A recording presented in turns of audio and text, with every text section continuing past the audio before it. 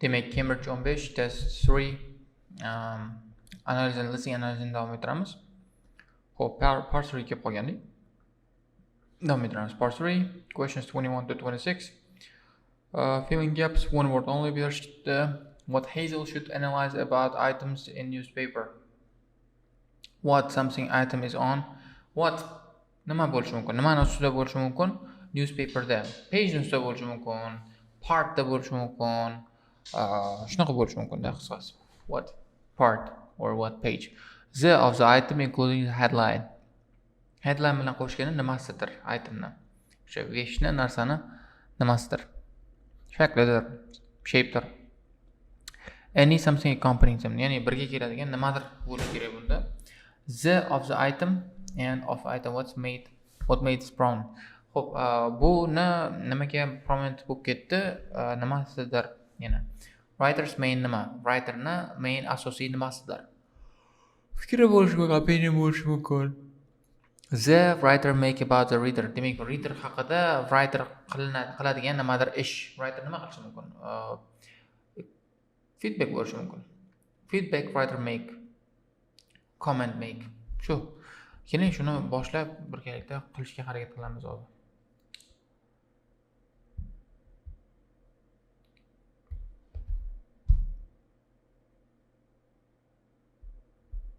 Part 3.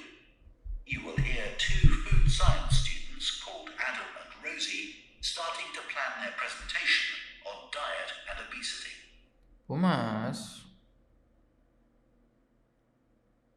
Seriously? Tasrim bo'zi? Foodma? Shu.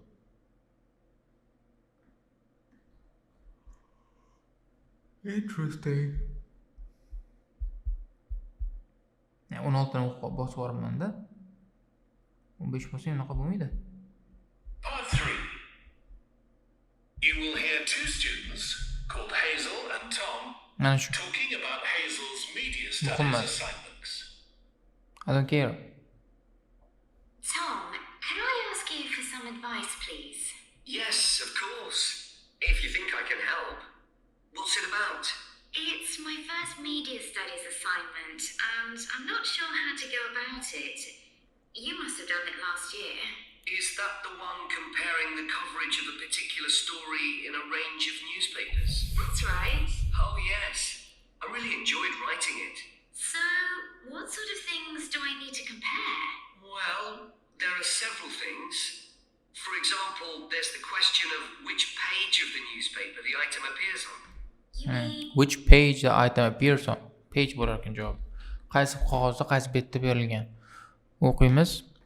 Xo'p, there are several things. For example, there's a question of which page the newspaper the item appears on. Shu qisqasi hamma narsa почти bir xilda. What which bilan o'zgarib turibdi, page turibdi, newspaper tepada turibdi, the item on turibdi, appear paydo bo'lmoqni, ko'rmoqni, anisi sinonim turibdi. Bo'ldi. Because there's a big difference between having it on the front page and the bottom of page 10, for instance. Exactly. And that shows how important the editor thinks the story is. Then there's the size. How many column inches the story is given. How many columns it spreads over. And I suppose that includes the headline. It certainly does. Size dedi, how many inches dedi, how many bala dedi. Size headline ning o'ziga oladi. Shunaqa dedi, exactly dedi, to'g'ri dedi. Xo'p, o'qiymiz. Xo'p, exact because there's a big difference between and shows the importance blah blah blah. Then the size, how many column inches story gives, how many column it spreads over. So suppose it includes headlines. It certainly does. Demak, size bo'ladi. It's all part of attracting the reader's attention. What about graphics? Whether there's anything visual in addition to the text? Yes, you need to consider those too. Because Grafiklarcha dedi, visual bo'lsalarchi, o'shani ham yozishing kerak. Graphics bo'ladi javob. Graphics. O'qiymiz. Xo'p, what about graphics? What is there's anything visual in addition to the text? In addition bo'ldi, accompanying synonym to the text turibdi. Yes, you need to consider these two. Qisqasi shu, graphics. they can have a big effect on the reader's understanding of the story. Sometimes a bigger effect than the text itself. to look at Look at what? how the item is put together. What structure is it given? What structure is it given? The structure of the item bo'ladi. Qanaqa struktura berilgan? O'z ko'rganingizdek, vocab juda ham muhimda. Aytdi in company birga kelish degani in addition sinonim bo'lib keladi. Agar o'sha narsani tushunmasangiz, uxladingiz-da.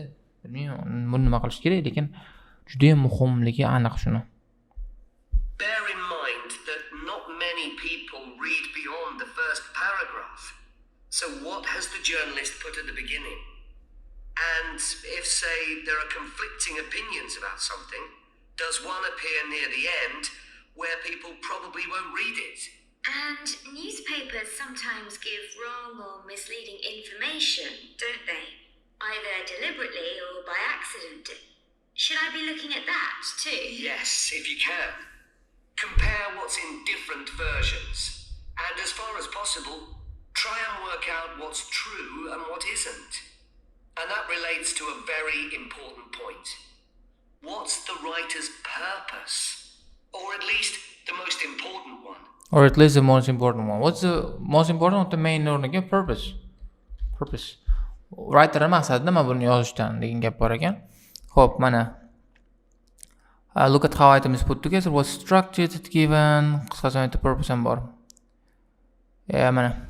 Yes, if you can, what relates to a very important point. What's the writer's purpose? At least the most important one, and you have several. If they have several, it may seem to be to inform the public, but often it's that they want to create fear or controversy, or to make somebody look ridiculous. Gosh, I see what you mean. And I suppose the writer may make assumptions about the reader. They make assumptions about the reader. Assumptions. Assumption degan dagat degan odda. Xo'p, mana. And suppose the writer make assumptions about the reader. That's right. That's right. About their knowledge of the subject, their attitudes, and their level of education, which means writing so that the readers understand without feeling patronized. All of that will make a difference to how the story is presented. Before you hear the rest of the discussion, you have some time to look at questions 27 to 30. Xo'p, ko'ramiz. National news item, editorial, human interest, art will definitely look, may look, definitely won't look. Xo'p, aniq ko'radi, ko'rish mumkin, ko'rmaydi. Boshla. Now listen and answer questions 27 to 30. Does it matter what type of story I write about? No. National or international politics, the arts, anything. As long as it's covered in 2 or 3 newspapers. Though of course it'll be easier and more fun if it's something you're interested in and know something about. And on that basis, a national news item would be worth analysing. I'm quite keen on politics, so I'll try and find a suitable topic. What did you choose for your analysis, Tom? I was interested in how newspapers Shut up. Hope, on the basis, a national news item would be worth analyzing. I'm quite keen on politics, so I'll try and find a suitable topic. We definitely will look.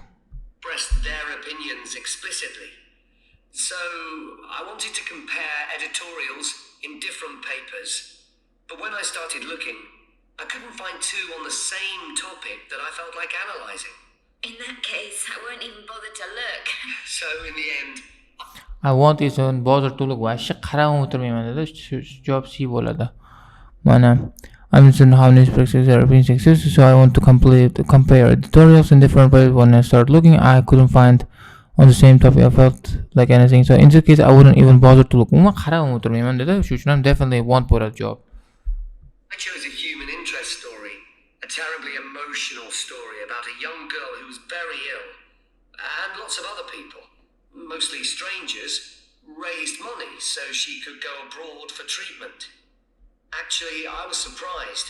Some papers just wrote about how wonderful everyone was, but others considered the broader picture, like why treatment wasn't available here.